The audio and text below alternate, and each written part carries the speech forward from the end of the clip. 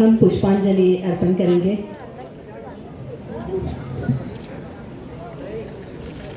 Madam madam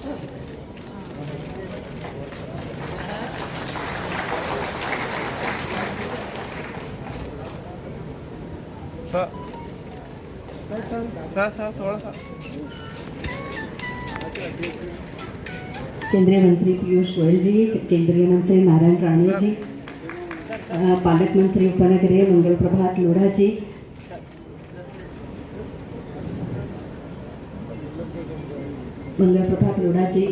तसंच भाजपा मुंबईचे अध्यक्ष आमदार ॲडव्होकेट आशिष शेलार जी, मी पुन्हा सर्वांना आणि दीपकमल फाउंडेशनचे अध्यक्ष अमरजीत मिश्र। केवल सपना ही सच होता है, दूर कहीं कोई रोता है। इस जीवन से मृत्यु भली है, आतंकित जब गली गली है। इस जीवन से मृत्यु भली है, आतंकित जब गली गली है। मैं भी रोता आसपास जब कोई कहीं नहीं होता है। दूर कहीं कोई रोता है, दूर कहीं कोई रोता है। वरती करणं कवितांचं वाचन सुरू करेन, पण वाचनापूर्वी एक सांगेन की ह्या कविता मी पहिल्यांदा वाचल्या आणि मला खरंच मनापासून असं वाटलं की आपल्यातली हरवत चाललेली ऊर्जा कुठेतरी या कवितांमधून पुन्हा आपल्याला मिळाली आहे, मला मिळाली आणि आय एम शुअर ती वाचल्यावर तुम्हालाही मिळेल। एक नहीं दो नहीं करो बीसों समझौते, एक नहीं दो नहीं करो बीसों समझौते, पर स्वतंत्र भारत का मस्तक नहीं झुकेगा।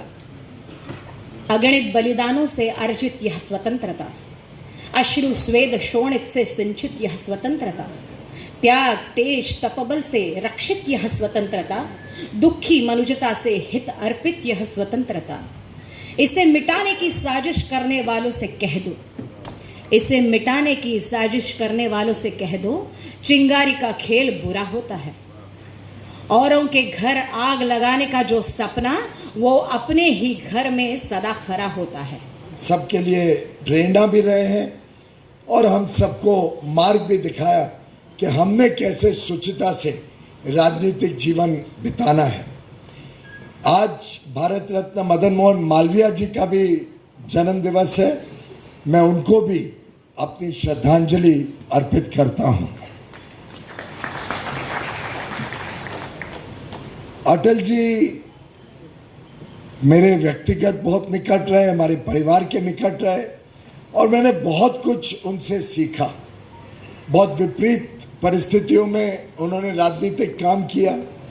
मुझे अभी भी याद आता है कैसे दिन भर और लेट रात तक लंबे लंबे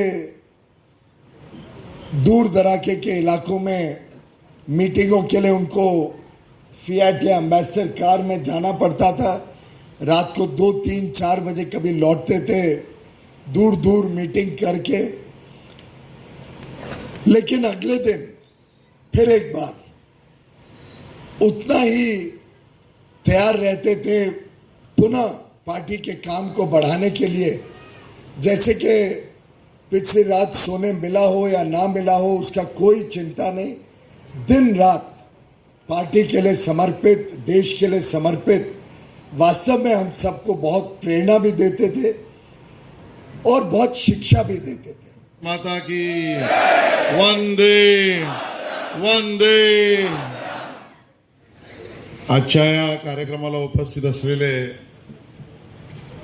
आपले केंद्रीय मंत्री आणि महाराष्ट्राच्या राजकारणातली तोफ, बरोबर आहे ना राणे सर,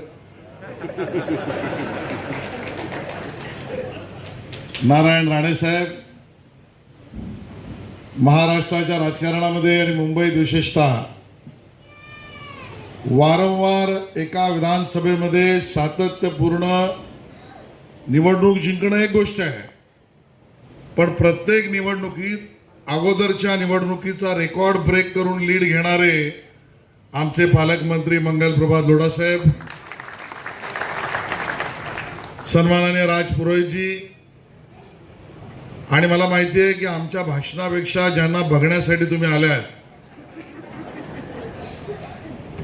आणि ज्यांना त्यांचा अभिनय, ज्यांची कलाकृती, ज्यांचं नृत्य हे सगळं लाजवाब असतं. अच्छा, क्योंकि मैं तो बहुत फिल्मों में बिजी थी उन दिनों में, तो उस वक्त कहा गया कि अटल जी बहुत बड़े नेता हैं, वो बुला रहे हैं, वो बीजेपी में हैं, तो आपको चुनाव में अगर जाना है, कुछ बात करना है तो जाना चाहिए. और बाद में मुझे पता चला, मैं क्रांति फिल्म की शूटिंग कर रही थी, तो मनोज कुमार साहब जो राष्ट्र के ऊपर ही बहुत पिक्चर बनाए थे, तो उन्होंने कई बार कहा कि अटल जी यहाँ पर आए थे, उन्होंने एडिटिंग देखा, उन्होंने क्रांति के फिल्म का आपका ये गाना देखा है, ये सीन देखा, उन्होंने सीन में कुछ चेंजेस करवाया. So he has taken lot of interest and you know he changed so many things. उस वक्त मैं पूछती थी कि लेकिन वो तो ये तो राजनीति में है, उनका क्या है. लेकिन बाद में मालूम पड़ा कि वो बहुत ही फिल्मी दुनिया से काफ़ी इंटरेस्ट लेते थे, स्पेशली ख़ास तौर पर राइटर लोगों से, लिरिक्स राइटर्स, इन लोगों से, क्योंकि उनका भी वही इंटरेस्ट था. कवि हैं वो अटल जी. तो वह बाद में मुझे पता चला. उसके बाद जब मैं उनके बहुत सारे चुनाव में जाने लगी, तो मैंने कहा कि लेकिन मैं इस व्यक्ति को देखना चाहती हूँ एक बार. तो इनके बारे में मैं स्टेज पर जाकर अटल जी ये हैं, वो हैं, सब कुछ मैं बोल रही हूँ, लेकिन at least I want to see him once. So मैंने अरेंज किया. तो तभी यही बात जिन्होंने अभी मिश्रा जी ने बताया कि ये सच बात है कि मैं उनके घर गई थी, तो मुझे मेरी मुलाकात हुई. तो लेकिन वो चुपचाप बैठे थे, तो मुझे बड़ा लगा, अजीब सा लगा, शायद उनको अच्छा नहीं लग रहा कि मैं आई हूँ. बाद में बताया गया कि वो he is feeling very shy to look at you because he has seen your film Seeta Geeta 25 times. So I was shocked, my God, so sweet of him. And then उसके बाद कई बार पार्लियामेंट में मुलाकात होती थी, तो बहुत स्वीटली यूज्ड टू नमस्ते करते थे, ज़्यादा बात नहीं करते थे. इसलिए मैं मराठी करने के लिए मैं शुरुआत की. हे पहा, माननीय अटल बिहारी वाजपेयी यांचा जन्मदिवस आणि त्यांच्याबद्दल सगळ्याच वक्त्यांनी त्यांच्याबद्दल अतिशय चांगलं आणि त्यांचे विचार, आचार, त्यांची पदं, कौशल्य, त्यांचं वक्तृत्व असू द्या, व्याख्यान असू द्या, कविता असू द्या, त्यांनी प्रशासन हाताळणं हे असू द्या, 3 वेळा प्रधानमंत्री म्हणून केला कारभार असू द्या, सहकार्यांना कसं प्रेम द्यावं आणि विश्वास द्यावा हे शिकणे, अनेक गुण त्यांचे त्या काळात अनुभवाला मिळाले. म्हणून त्यांची आजही, पुढचा वर्ष शताब्दी आहे, आजही जन्मदिवस एवढा मोठ्या प्रमाणात साजरा होतो. हा माणसाच्या व्यक्तीपेक्षा त्याच्या गुणात्मक, त्याच्या अंगातल्या गुणामुळे सत्कार होतो किंवा साजरा होतो, असं माझं वैयक्तिक मत आहे.